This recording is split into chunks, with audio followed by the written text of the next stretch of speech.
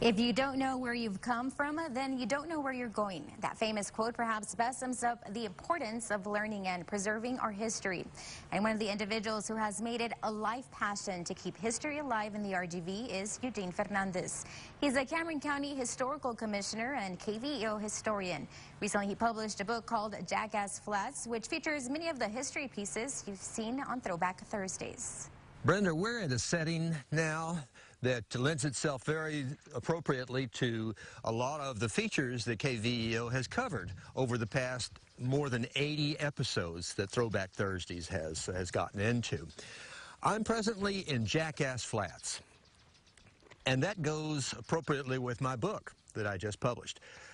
A lot of the stories that we had in these exposés, and they were little historical vignettes on Throwback Thursday, are contained in this. Let me stop for a moment and tell you where I am. This is Jackass Flats. All of that range in there, and a little beyond us over there, back at the turn of the century, and before that, going off into when European colonization took place in this area, contained literally tens of thousands of wild creatures, hence Jackass Flats. Now, of the stories that we've covered during our Throwback Thursdays, there are some fascinating subjects. We had the Jagu plantation. We had the Montezuma cypresses, the old market square. It goes on and on and on as to back even to the degree of the conquest period, and that's all covered in this. What is important in this whole scenario is that we record our history. These videos that we're taking are perfect in that regard because they serve as a learning tool, a teaching tool. But the oral tradition, which is contained in this book, was not just gathered out of cyberspace or whatever. Throughout my lifetime, I made a point. It was something that I dearly loved, to sit down and talk to the old folks and coax them to tell me the stories.